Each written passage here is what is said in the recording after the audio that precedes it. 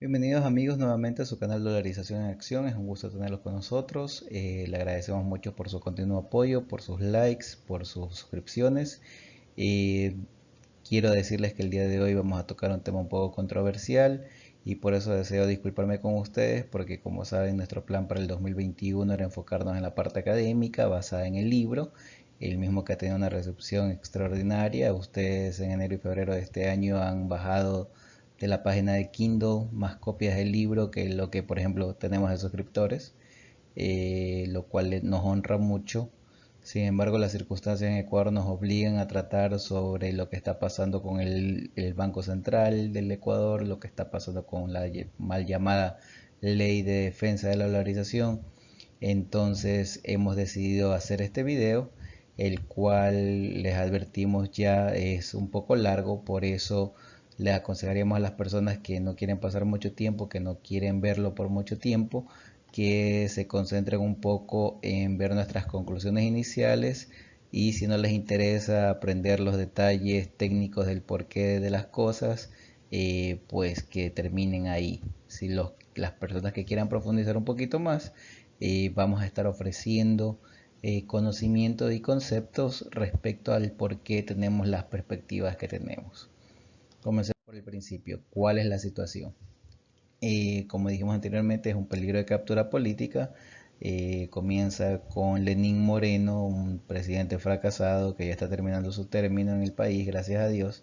Pero está enviando un proyecto de ley, está tratando de pasar un proyecto de ley que se llama de defensa de la dolarización, lo cual no es tal.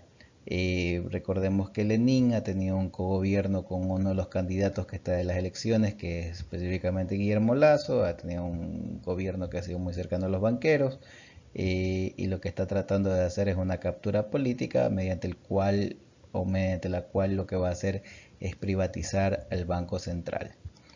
Por eso decimos que del grupo de los que ven aquí, a ninguno les interesa ni la valorización, ni el Ecuador, ni el crecimiento económico. Ni Lenín, ni Lazo, ni Rafael Correa, ni Arauz. Ninguno de ellos busca ningún beneficio para el país. Lo que buscan es beneficio personal.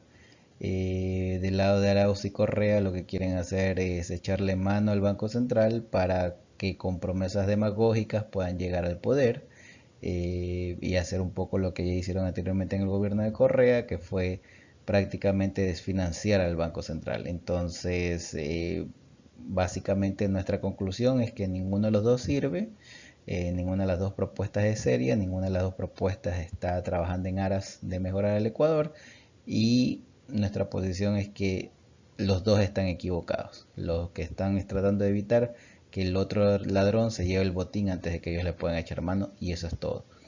Ahora entramos un poquito más en materia. Insistimos para aquellas personas que no tienen tiempo, para aquellas personas que no quieren profundizar sobre los temas de dolarización, les recomendaríamos terminar aquí el video, saber nuestra posición y continuar en otra actividad. Para los que se queden, entendamos que vamos a ver aspectos técnicos, pero va a ser un poco largo porque el tema es complejo. Nosotros en este caso queremos identificar a cuatro culpables principales. Hay muchos culpables de lo que está sucediendo con el Banco Central, pero son cuatro los culpables principales. Esos son la academia, que siempre le hemos denunciado por hacer un muy mal trabajo en el Ecuador, por no enseñar sobre dolarización, por no enseñar sobre temas de política monetaria, peor aún sobre el Banco Central, y eso es lo que causa la profunda ignorancia del pueblo. El mismo Banco Central, que ha sido un ente bastante fácil de manipular. De frente hay que decir que hay corrupción en el Banco Central, ha habido muchos problemas y el Banco Central es el que ha abierto la puerta, se ha expuesto a precisamente este tipo de manipulación con el que lo quieren tratar. Los socialistas del siglo XXI, Arauz, Correa, que creen que pueden disponer de la plata del pueblo como quieran, y el gobierno inepto, Lazo, Lenin, que han hecho un muy mal trabajo en todo sentido en esta parte económica y lo vienen haciendo desde incluso antes de la dolarización. Al primer grupo que tenemos que señalar como culpable es a la academia, al lado académico del Ecuador, universidades, instituciones, etcétera, que han perpetuado esta situación de ignorancia en el país. Son culpables por omisión. Hemos dicho muchas veces que nos ha enseñado la dolarización, ahí la razón de nuestra existencia, de los papers publicados, del libro que hemos sacado, y al no enseñar sobre dolarización, lo que se está haciendo en la práctica es no enseñar sobre la realidad económica del país. Esto se agiganta cuando hacemos un tema de que no se enseña tampoco política monetaria, ni siquiera la tradicional, y peor aún se enseña sobre el manejo del Banco Central. El resultado son análisis a medias o análisis completamente errados. Por ejemplo, aquí decimos que Hidalgo y Naranjo, que son investigadores del Ecuador, dijeron que una de las causas de la dolarización es la pérdida de credibilidad en el sistema monetario de una nación. Correcto, y esto aplica un poco a lo que quiere hacer Arauz. Pero la palabra credibilidad es basada en la historia anterior del Ecuador, cuando al tener nosotros una moneda propia, generábamos inflación propia, generábamos una inflación endógena y las expectativas inflacionarias que venían comunicadas a través del Banco Central eran lo que proyectaban una credibilidad y una confianza hacia el mercado o la dejaban de tener.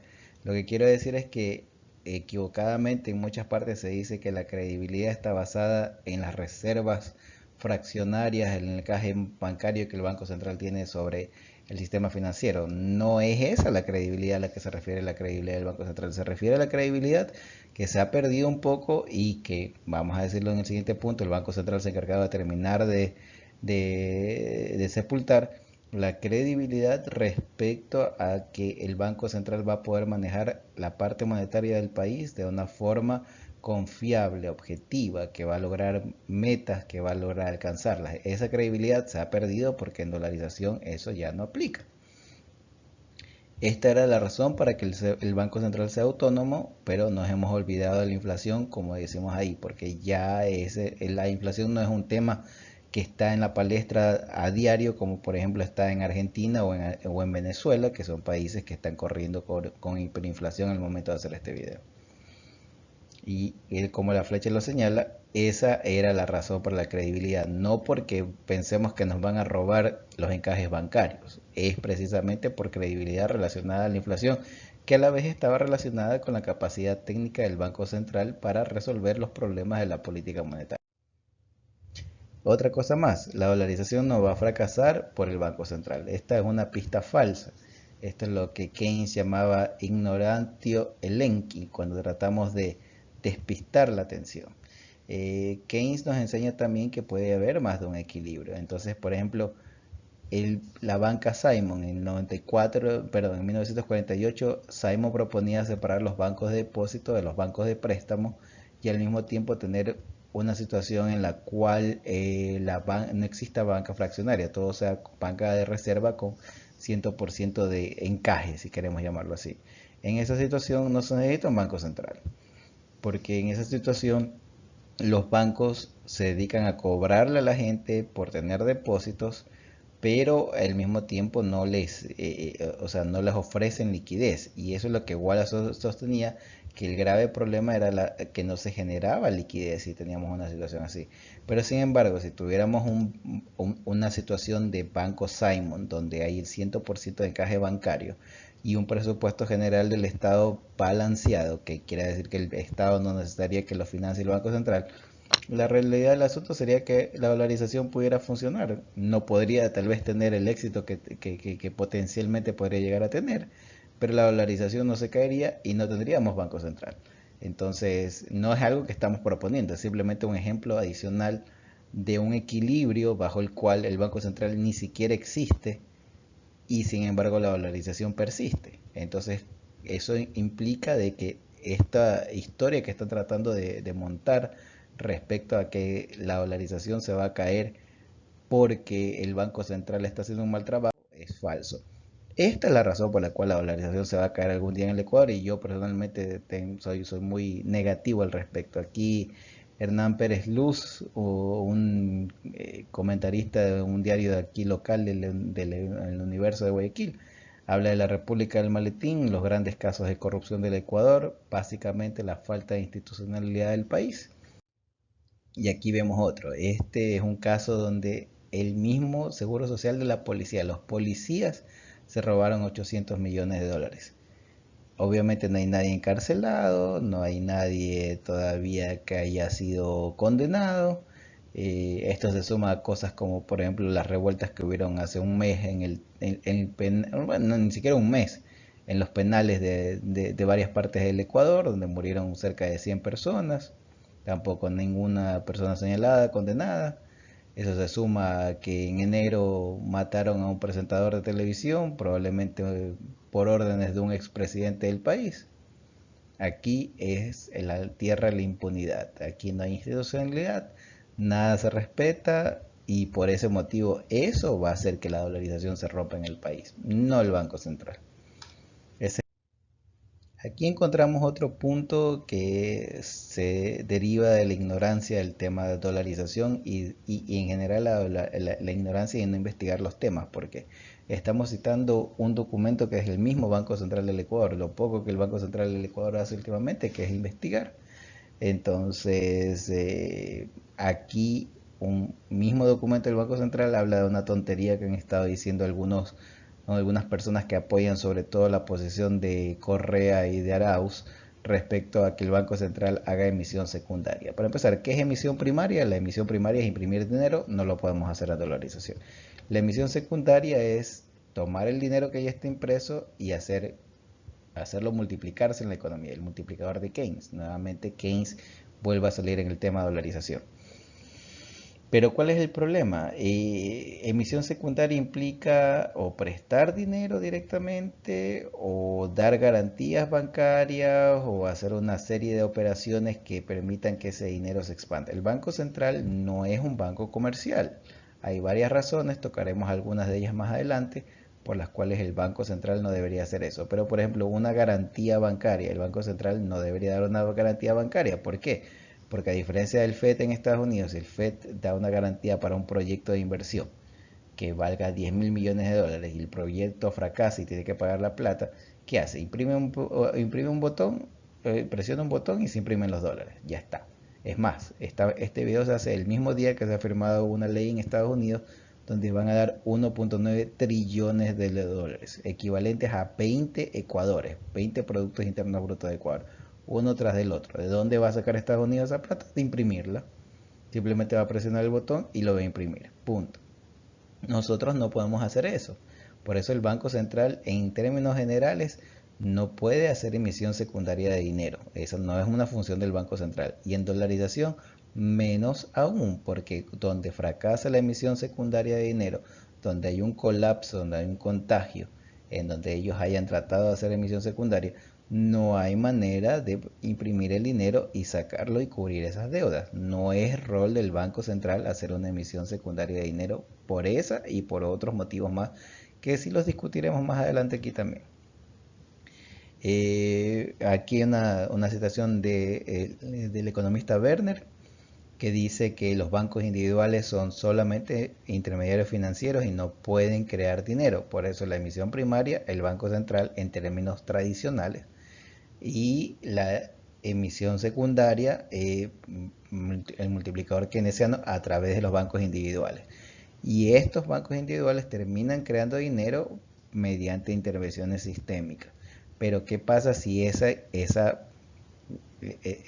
casa de cartas se derrumba? Necesita intervenir con dinero real. Entonces el Banco Central tiene que tener ese dinero real. Al no poder imprimir, el problema va a ser que si eso colapsa, el Banco Central podría verse en graves problemas. Y eso puede crear inestabilidad y crisis.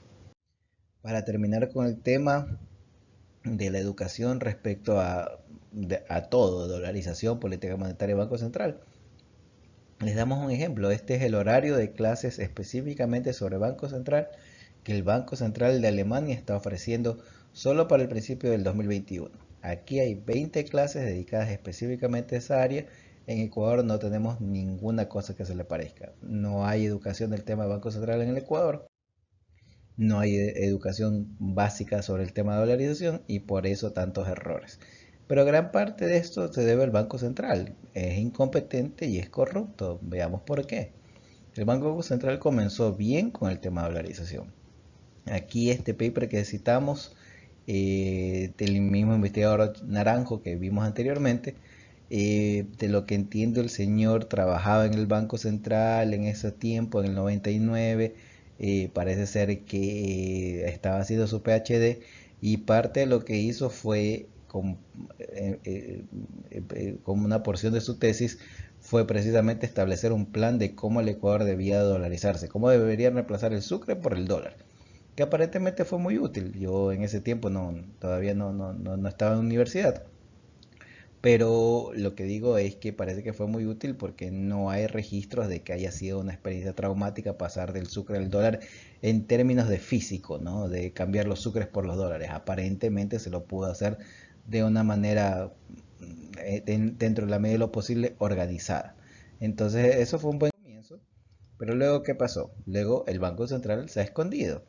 En el año 2002 trajeron un señor de apellido Davidson, un señor que he revisado su currículum, es muy impresionante, pero al mismo tiempo el señor no es especialista en dolarización, no vive en un país dolarizado, no tiene ninguna mayor obra sobre el tema de dolarización que sea relevante al Ecuador, y tampoco es pues un premio Nobel de Economía como para decir, bueno, por lo menos es una gran autoridad sobre el tema. Entonces, este señor vino, dijo que el Banco Central del Ecuador era un apéndice gubernamental innecesario en dolarización y que básicamente el Banco Central ya no tenía ningún rol en el dolarización.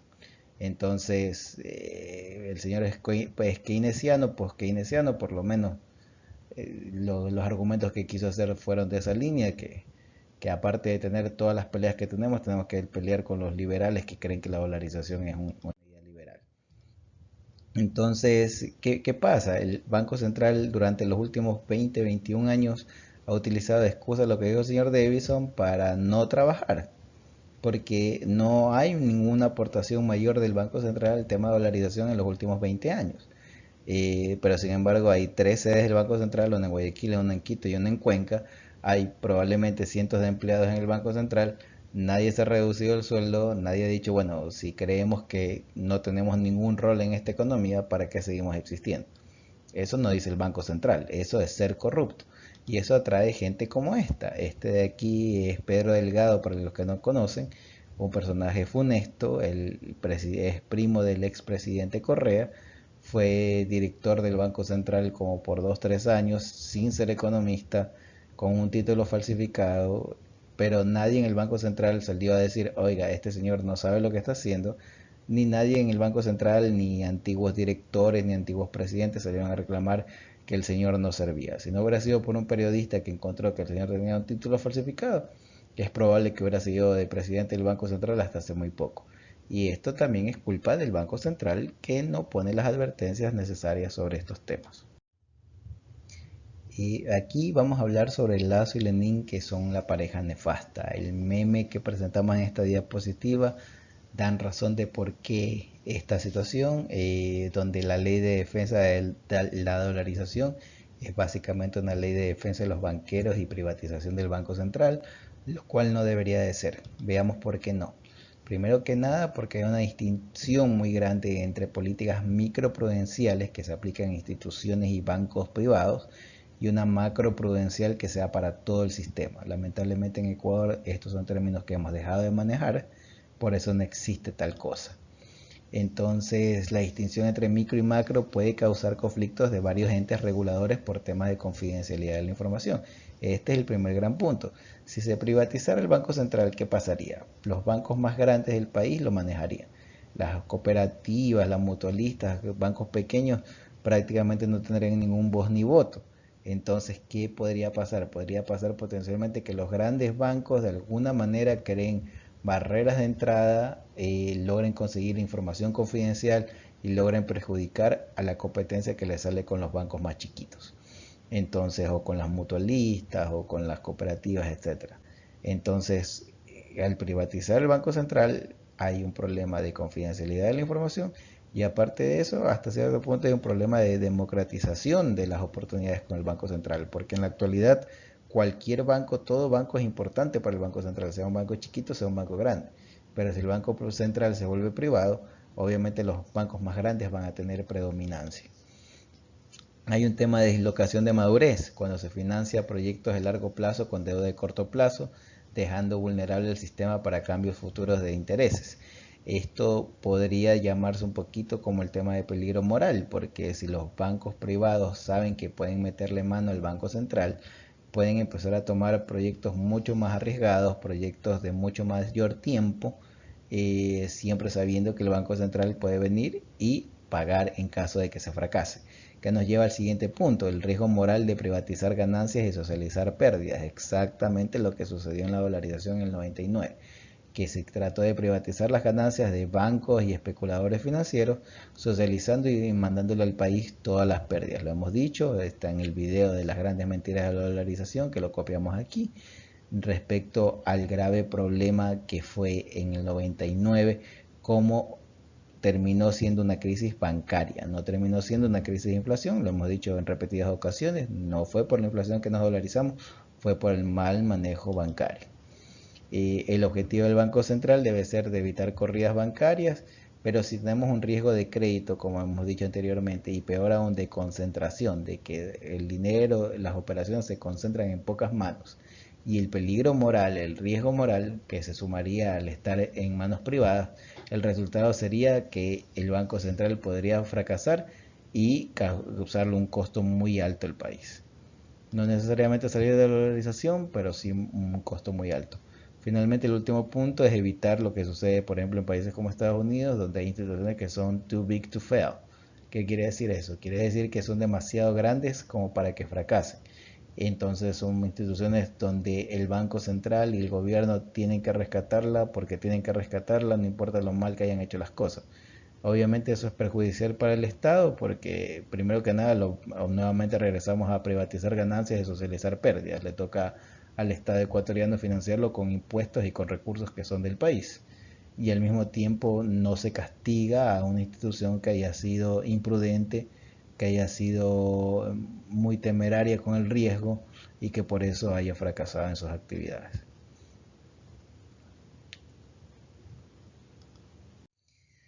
En esta parte de aquí les muestro un análisis que me parece a mí conciso, bien rápido y bien realizado sobre por qué es tan mala esta ley de defensa de la dolarización que quiere promulgar Lenin. Les recomiendo que pausen el video, que lean los tweets y de ahí continuamos con la explicación. Si ya lo han hecho, seguimos a la siguiente diapositiva. Si no, insisto, pausen el video, léanlo y de ahí continuamos. Ahora la otra cara de la moneda, Robin Hood Arauz, le quita a los bancos para darle a los pobres. Aquí hay dos caricaturas de una persona, un caricaturista político del Ecuador que se llama Bonil, que me parecen muy apropiadas. ¿Cuál es exactamente el problema que vemos con esta situación de meterle mano al Banco Central para darle a los pobres?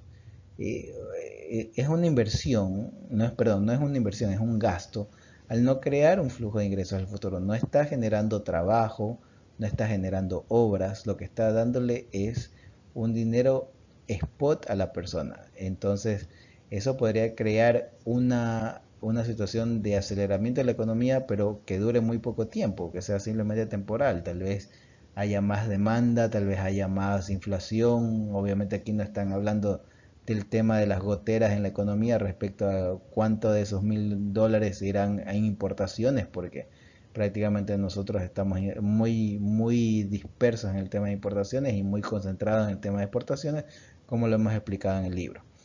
Pero la mayor pregunta es, bueno, ¿y qué pasa si no resulta? Si se le da los $2.000 millones que quieren dar Arauz a la gente y eso no genera crecimiento económico, no genera una situación de aumento de la producción que sea permanente y no se da el tema de que aumente el empleo. Entonces, al no ser dinero suyo ni del Estado, no se lo puede regalar. Incluso mientras estamos grabando este video, hay un plantón en Quito de muchos alcaldes de municipios del país que no han recibido su dinero según las asignaciones del presupuesto del Estado.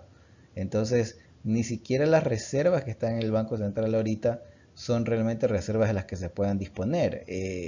Aproximadamente 3.000 millones de esas reservas son específicamente el encaje bancario y del resto debería haber por el tema de seguridad social de los municipios, de instituciones afines al gobierno, pero que no están directamente sobre ellas. Debería haber un total de 12 mil millones de dólares. Ahorita la reserva del Ecuador está por menos de 6 mil millones, lo que quiere decir que hay un gran porcentaje que no está cubierto. Eso es exactamente lo que están reclamando los alcaldes de municipales allá en Quito. Y sin embargo, aún así, Arauz pretende seguir regalando dinero. Esto no es un plan económico, es una simple demagogia. Dame tu voto, te doy plata. Eso es lo que está proponiendo Arauz, que está muy mal de un candidato que se supone que tiene un gran conocimiento económico. Ahora vamos a ver qué análisis y alternativas para un banco central existen en dolarización, por lo cual tenemos que revisar un poco primero qué es lo que hace tradicionalmente un banco central. A ver, vamos hablando primero de los problemas que genera la dolarización para un banco central. Entonces, el primero, como dice Wagner, es básicamente el tipo de cambio. Tenemos un tipo de cambio fijo, pero al mismo tiempo este sistema de importar inflación se vuelve inapropiado porque empieza a sentirse con fuerza una sobreapreciación del cambio real acumulado. Esto es algo que hemos mostrado en el libro, esto es algo que hemos tratado por el momento tangencialmente en los otros videos, pero que vamos a profundizar más a medida que corre el año. Sin embargo, esta es una situación real con la que tiene que lidiar un banco central. Dolarizar no ha ayudado a mejorar las perspectivas del Ecuador en el largo plazo en comparación con otros países latinoamericanos, ni ha reducido el riesgo soberano del Ecuador. ¿Eso qué quiere decir? Que seguimos recibiendo plata del extranjero a intereses bastante altos y esos intereses se transmiten hacia el Ecuador, hacia la producción del país. Entonces, eso quiere decir que la tasa de interés que estamos recibiendo no corresponde a lo que Keynes dijo que debería ser la tasa de interés que genere el mayor beneficio social. Eso sería la mayor cantidad de empleo y la mayor cantidad de producción nacional. El problema de la dolarización es que la inflación impuesta no sería consistente con la tasa natural de producción del país, nuevamente un término keynesiano. Bajo la estructura actual, estar dolarizados para el Ecuador es equivalente a tener lo que se llama un banco central tipo Rogoff, el Banco Central de Alemania, el Deutsche Bank, antes de ser el Banco Central Europeo, era un banco central tipo Rogoff. ¿Qué quiere decir eso? Es un banco central que solo y únicamente se concentra en controlar la inflación, nada más. No le rinde cuentas a nadie, es totalmente independiente, etc. Eso era exactamente lo que era el Bundesbank alemán antes de pasar a ser el Banco Central Europeo. Eh, Ahora que tiene que encargarse de todo el continente, el Banco Central realmente está cambiando un poco su óptica, está siendo bastante más flexible en sus políticas, pero sigue siendo bastante estricto en términos generales. Nosotros tenemos esa situación porque a nosotros nos llega la inflación, no directamente. Hemos puesto un paper donde nosotros ya hemos publicado un paper donde mostramos que la inflación estadounidense y la ecuatoriana no van a ser iguales y no tienen una relación estadística en la una con la otra, en el sentido de que no se puede predecir la una basada en la otra. Pero lo que sí es verdad es que la dolarización genera una inflación bastante más baja de lo normal, bastante más baja que lo que sería un país que tiene moneda propia. Entonces el resultado final es que eso viene dado desde el extranjero y tenemos que aplicarlo a la situación del Ecuador en el sentido de generar trabajo, de generar riqueza, generar producción. Nuevamente otra opinión sobre que solamente el Banco Central puede ser prestamista en última instancia y lo hemos dicho anteriormente. Decía el coleguita Alberto Einstein que locura es tratar de hacer la misma cosa una y otra vez y esperar resultados diferentes. Eso es exactamente lo que está pasando en el Ecuador ahorita con este tema del Banco Central. ¿Por qué lo decimos? Miren, por ejemplo, este es un esquema que es interesante. Es del mismo paper que hablamos, el mismo documento que hablamos anteriormente, que es publicado por el Banco Central, fue publicado por el Banco Central en el 2018. Otro grave problema por el cual el Banco Central no se puede privatizar. ¿Qué pasa ahora? Pasa que las reservas internacionales del Ecuador y las reservas nacionales del Ecuador se vuelven una sola. ¿Por qué? Porque antes, cuando teníamos el sucre, las reservas nacionales estaban en qué denominación? En sucres. Y las reservas internacionales estaban en dólares. Ahora, como las dos reservas están en la misma moneda, es bastante fácil trasladar de la reserva internacional a la reserva nacional y de la reserva nacional a la reserva internacional. Eso es lo que nos muestra este gráfico cuando hablamos de gestión de liquidez. pero también nos muestra una gran trampa o una gran merma que puede hacer el sector privado ecuatoriano en caso de que hubiera una crisis. Esto quiere decir que el sector privado, los bancos podrían en tiempos de crisis agarrar las reservas que existen en el Banco Central, trasladarlo a la cuenta de los bancos en el extranjero y si sobra algo, quedárselo al pueblo. Pero ellos podrían proteger su patrimonio al 100% si fueran dueños del Banco Central, como es lo que propone esta ley, algo que sería nefasto.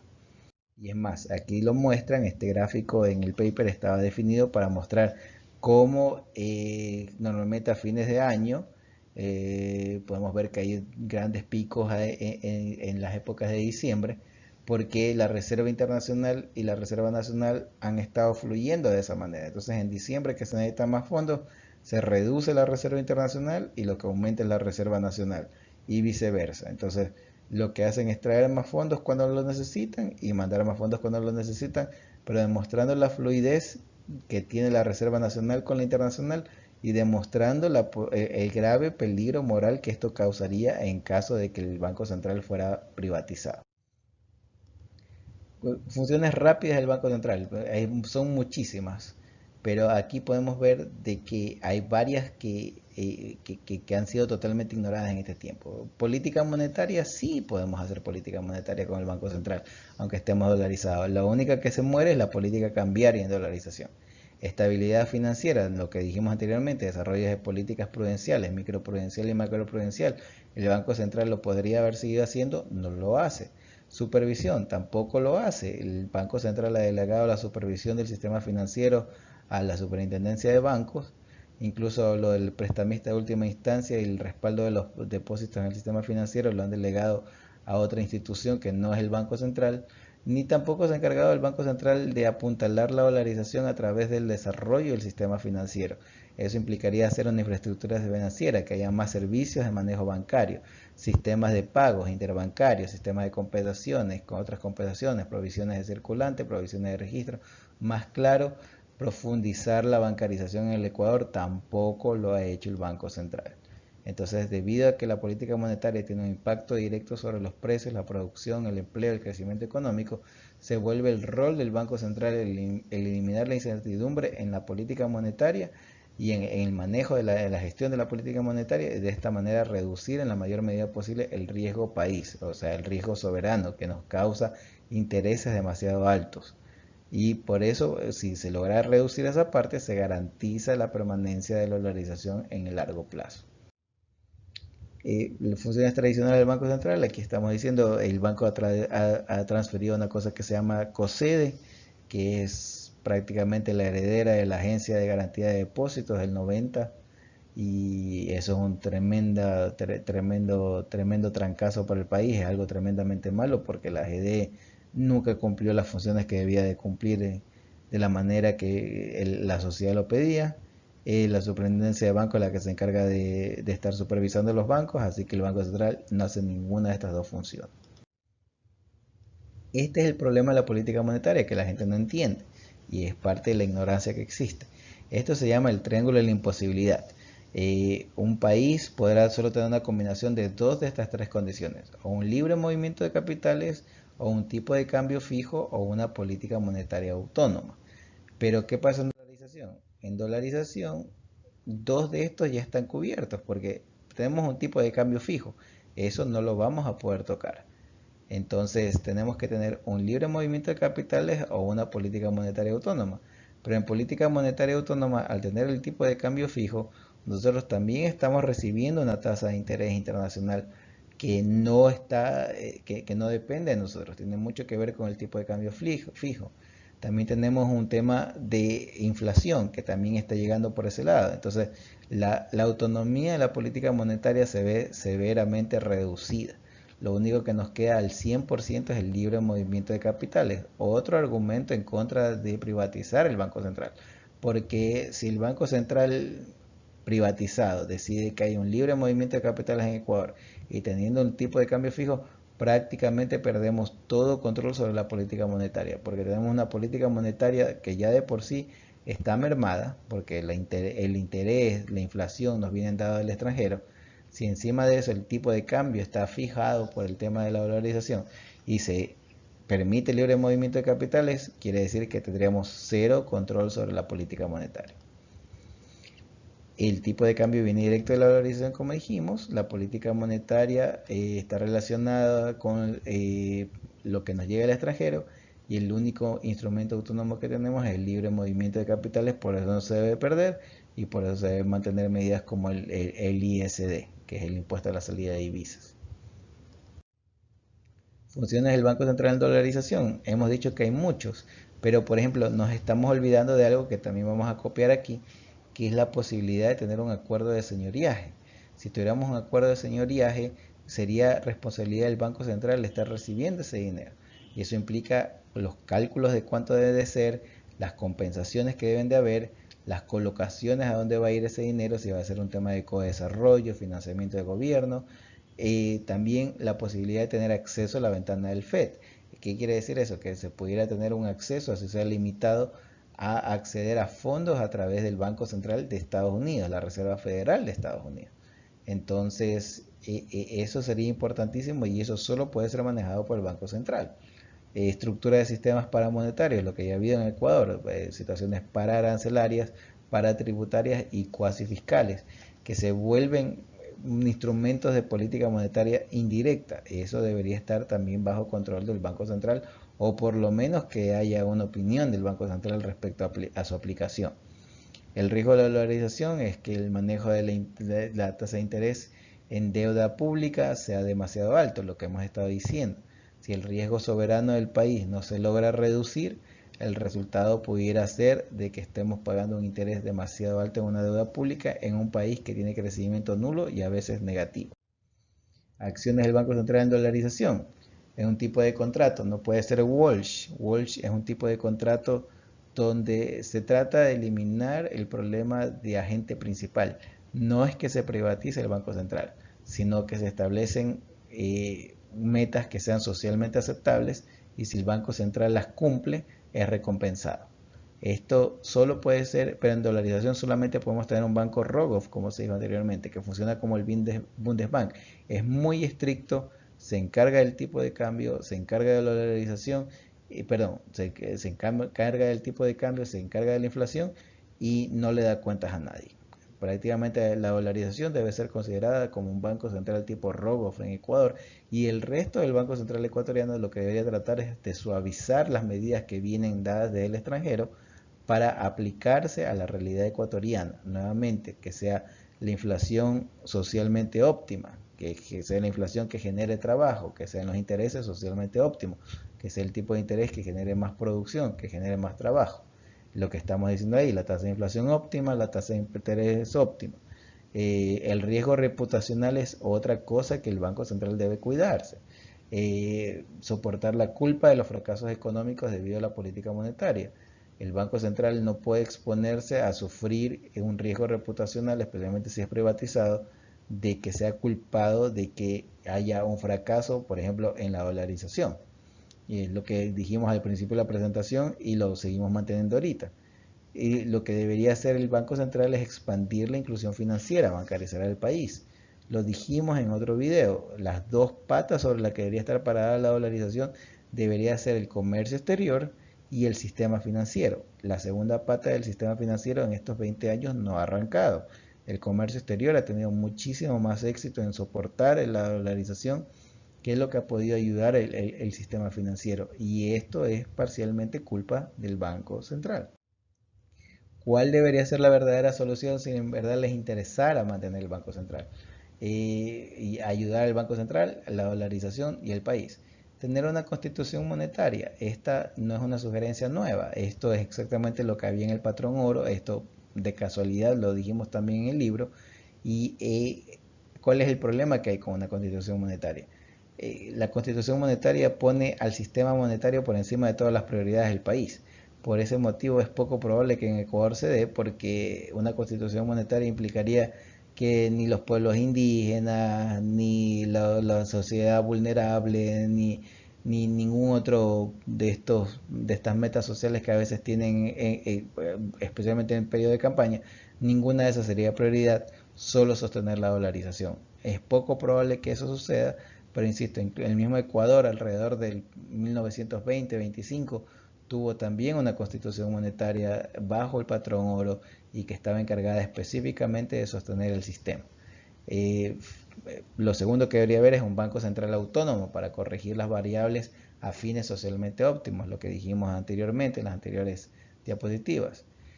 Y esto, para que sea autónoma, podría incluir algo que no creo que la clase política ecuatoriana aquí lo permita, pero que sería una alternativa, una solución, porque no se escogen los directores del Banco Central por el pueblo. Primero que hayan sido seleccionados a través de un comité, que no vayan a haber más Pedros Delgado sin título tratando de ser gerentes del Banco Central, pero una vez que hayan sido calificados como potenciales candidatos para ser gerentes del Banco Central, que sean electos directamente por un pueblo y que puedan ser reelectos cuando la situación, cuando el manejo monetario que se nota esté dando los resultados sociales que se está buscando tener.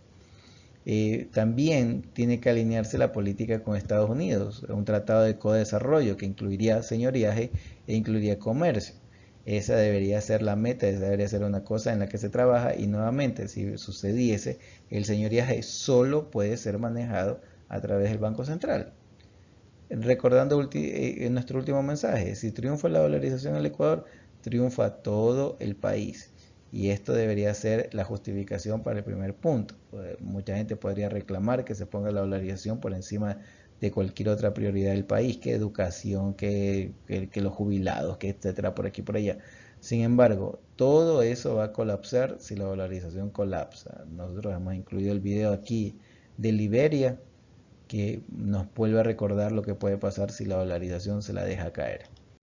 Entonces, ese ha sido nuestro video para el día de hoy. Les agradecemos muchísimo por su preferencia. Si les ha gustado, denle like, comparta, suscríbese y siga bajando el libro de Amazon. Que les vaya muy bien y hasta la siguiente ocasión.